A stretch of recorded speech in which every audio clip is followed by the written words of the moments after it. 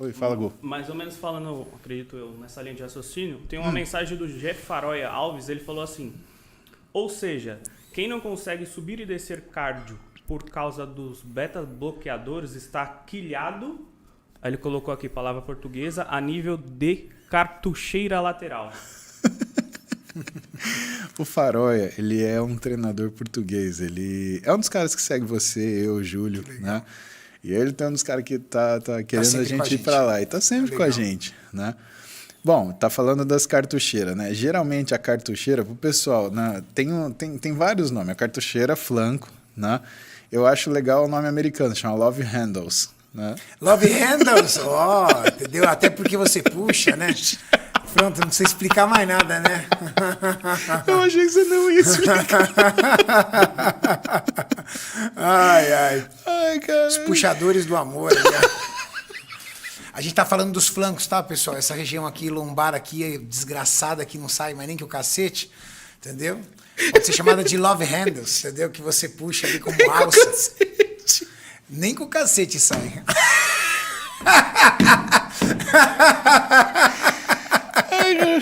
Ai, meu Deus do céu. Ai, ferrou. Esse vira meme, se fudeu.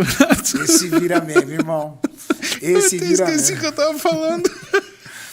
Você estava falando sobre a necessidade, a busca do atleta, por exemplo, de entrar em amió. Ah, tá bom. E E no caso, o cara que corre, verdade. Aí, então, os love handles, né?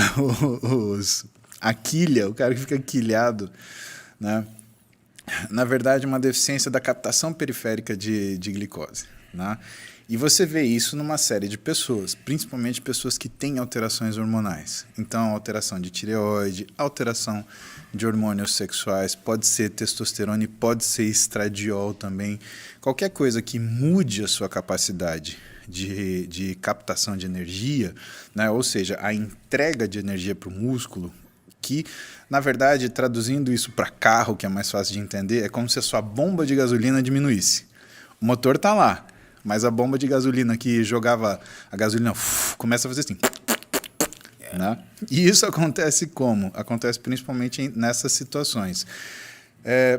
Por que eu falei tireoide primeiro?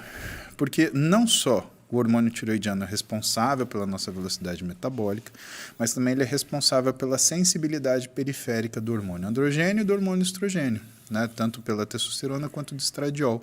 Isso quer dizer que sempre que você tem uma piora da função tireoidiana, a piora da função androgênica e estrogênica também acontece. E por isso que eu tenho tanto carinho pela tireoide. Isso é uma coisa que vocês precisam estudar, tá? Estudem tireoide com carinho, pessoal. Todo mundo acha que é tomar um remedinho e resolveu.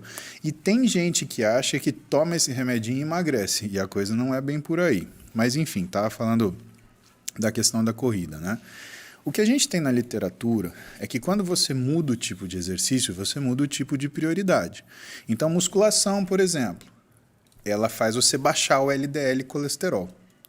Todo mundo, eu vou correr para baixar meu colesterol. Não, não faça isso. Se você correr, você vai aumentar seu colesterol. Não, vai aumentar. Por quê? Porque o exercício aeróbico, ele aumenta o HDL. Isso é importante porque isso é uma coisa... Olha que interessante. Então, correr pode aumentar o seu colesterol. Pode aumentar seu colesterol. Se você não tem um controle Se você tem problemas, uma má alimentar, alimentação, se você está numa atmosfera propícia, vamos dizer assim, né? e começa a correr, o que é o que tende a acontecer? Aumentar o seu colesterol. O cardiologista sabe disso. Por que aumenta? Ele aumenta de um jeito ruim? Não, não aumenta de um jeito ruim. Calma que eu não disse isso.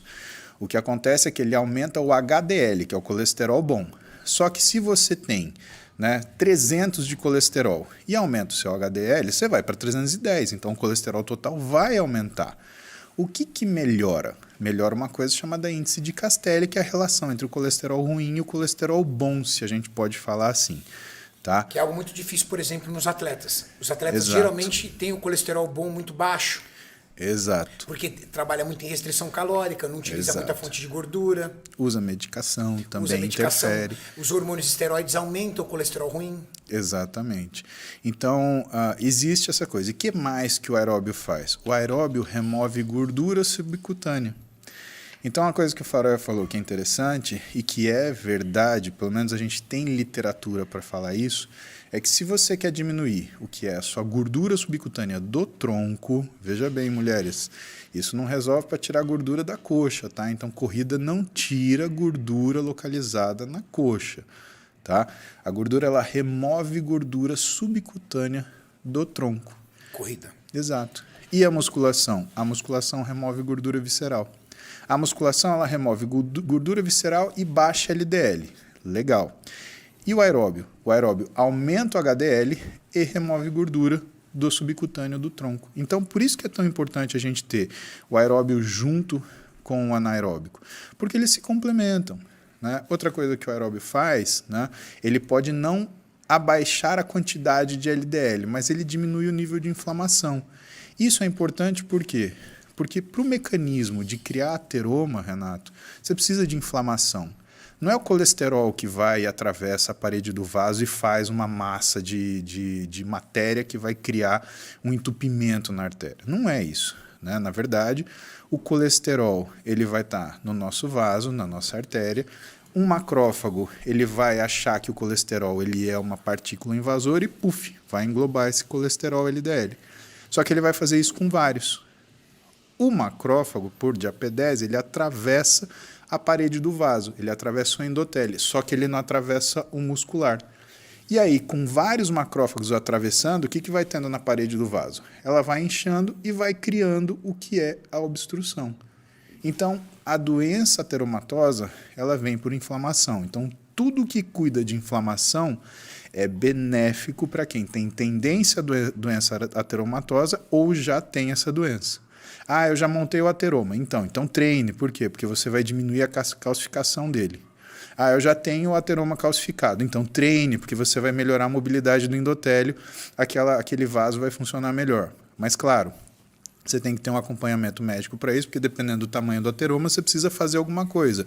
É aí que entra o stent, né? Quando faz a hemodinâmica, vê lá uma obstrução maior do que 80% e o médico ele põe aquela molinha dentro da artéria que abre a artéria e confere passagem naquele trajeto que era comprometido, né? Então essa é a história do aeróbio e por isso que o Faroé falou, quilhado, o aeróbio ajuda, né? Mas assim, tem que lembrar, né? Sempre que a gente fala qualquer coisa de gordura, tem que falar da dieta, senão a gente tem só um resultado parcial, né?